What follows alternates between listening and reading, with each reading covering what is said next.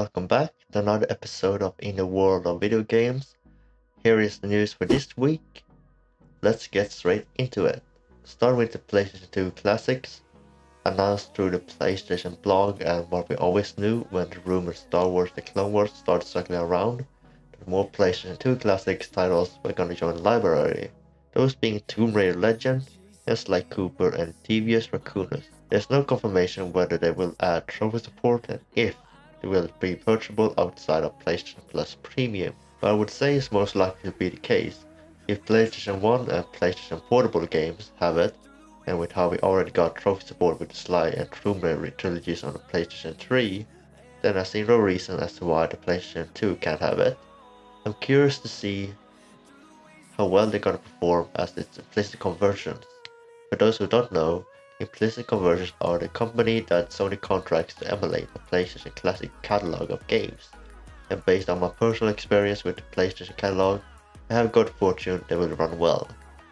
I also hope this is the start of PlayStation pushing to release more PlayStation 2 games, as there are well over 4,000 amazing games just waiting to get introduced to a new audience. Next up we got Tomba, the special edition, with last year limited run games announced their internal engine called Carbon Engine, allowing classic Nintendo, Sega, and PlayStation games to be ported onto modern platforms with modern features.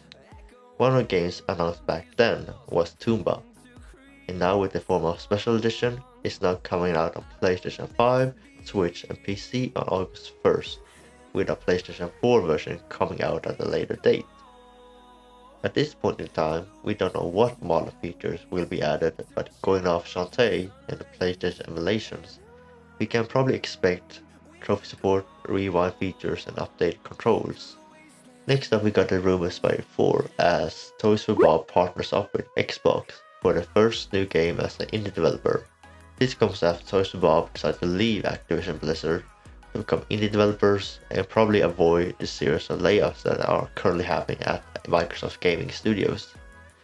While it's early to tell what the game will be, we can probably take a major guess, as it's probably most likely a Spyro game, seeing as the background is purple and Toys' track record of making platforming games, especially in recent years with Crash Bandicoot and Spyro.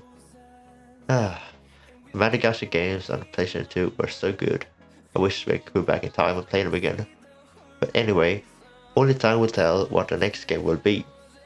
Moving away from platforms for a bit, despite being the best-selling game of April in the United States, Mass Piscatelia did say it was also one of the lowest for the month of April since 2012.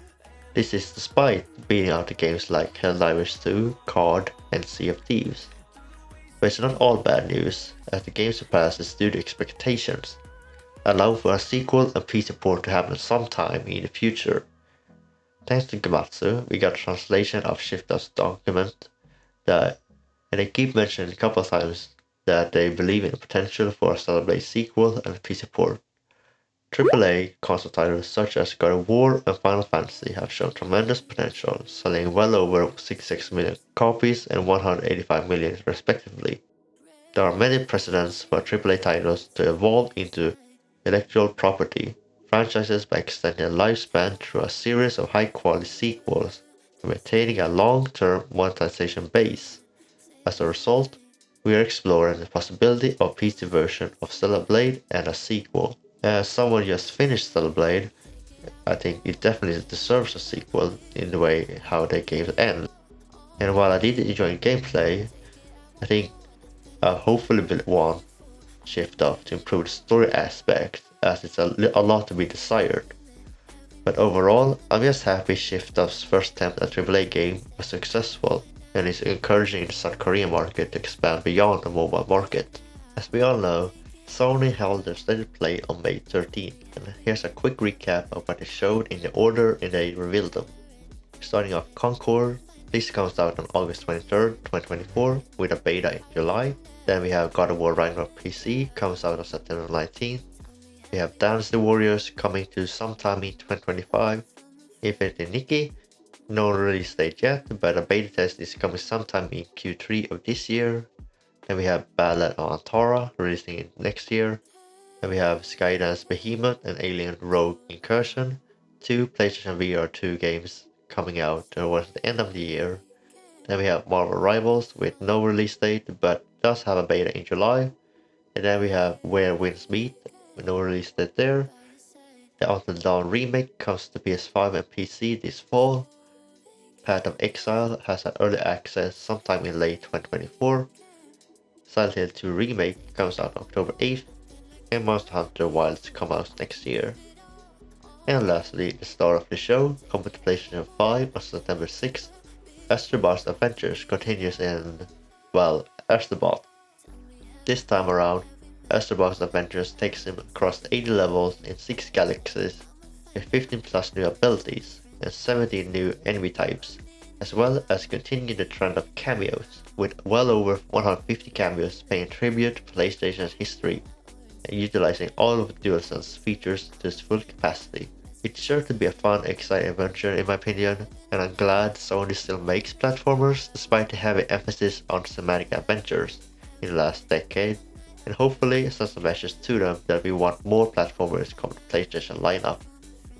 What do you want to have a cameo in the game? Comment down below. As for the last news for today, rumored for a while now, but finally confirmed, starting on August 7th, PC players can use their PS2 VR headset to play VR games available on Steam through the official PC adapter. In order to connect your PlayStation VR headset, you'll need the following: a PC, obviously, a DisplayPort 1.4 cable, and a Steam account.